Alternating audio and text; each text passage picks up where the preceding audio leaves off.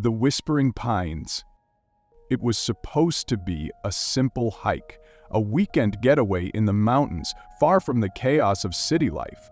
Four friends, Sarah, Mark, Jake, and Emily, packed their gear and headed into the dense forest, eager to escape the grind of their daily routines.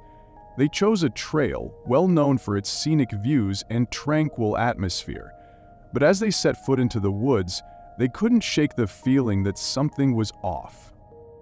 The trail was narrow, winding through thick pines, their tall trunks blocking out most of the sunlight. The air was heavy with the smell of wet earth and moss. Everything seemed quiet, almost too quiet. No birds chirped, no breeze stirred the leaves. Just an eerie silence.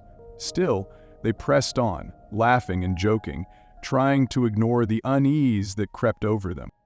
By midday, they reached a small clearing near a stream. They stopped to rest, unpacking sandwiches and water. Jake, always the adventurous one, wandered off to explore the area. He was gone for only a few minutes when Emily heard something, a faint whisper. "Did you hear that?" she asked, looking around.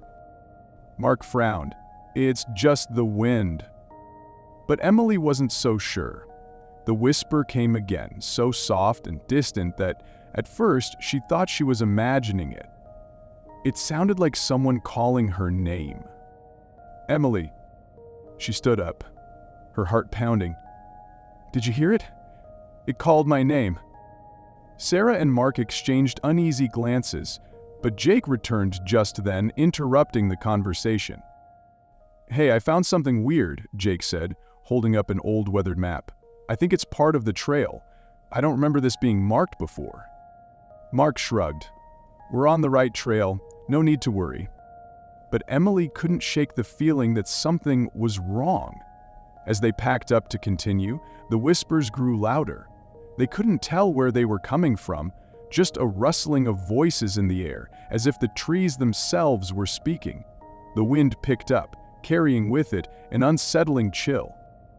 As the group moved deeper into the forest, the path grew more treacherous. Roots tangled underfoot, and the trail seemed to narrow, like it was pushing them deeper into the heart of the woods. The whispers turned into words, fragmented and indistinct, but they all sounded the same. "Don't go farther." Sarah was the first to voice what they were all starting to feel. "Maybe we should turn back," she said, her voice trembling. "This doesn't feel right."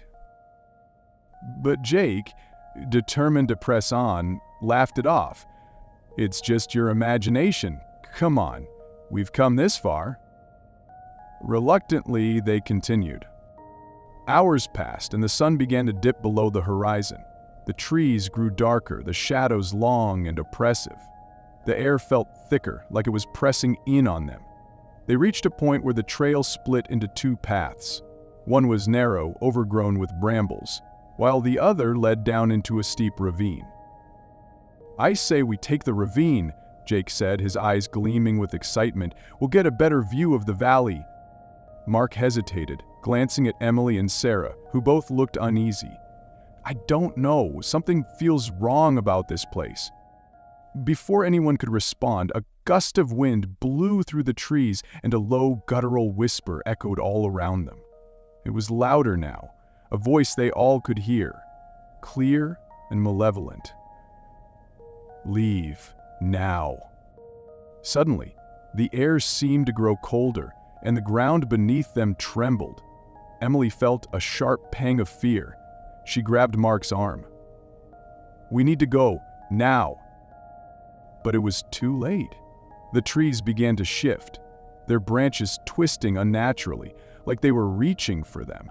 Jake, oblivious to the growing terror, stepped forward toward the ravine. "This is ridiculous. You guys are freaking out over nothing." And then out of the corner of his eye, he saw it. At the edge of the ravine, barely visible in the dimming light, was a figure. A dark, hunched shape that seemed to rise from the earth itself.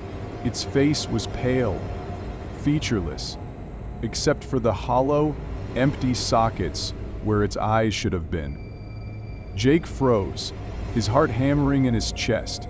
What the hell is that? The figure took a slow, deliberate step forward, and a low, gurgling sound escaped its throat. The whispering intensified, now a cacophony of voices, all pleading, all warning them to leave. But the figure didn't speak. It didn't need to. Its presence alone was enough. Panic swept through the group. Mark grabbed Sarah, pulling her back, but Emily was already running. She didn't look back, not once, as the sounds of footsteps and whispers grew louder, closer. Behind her, she heard the others screaming, but they were fading, their voices swallowed by the darkness. By the time Emily stumbled back to the clearing where they had first rested, she was breathless and trembling. She looked around, but there was no sign of the others. She called out their names, but the only answer was the wind, and then the whispering. Don't go farther. Emily never saw the others again. When search parties were sent into the woods days later, they found nothing. No bodies, no signs of struggle, only the same twisted trees, the same whispering winds. Some say the forest is cursed, a place where the lost wander forever, called by the voices of the dead.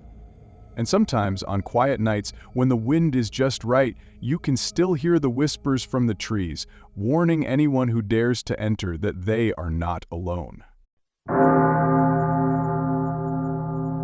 Don't forget to like, follow, and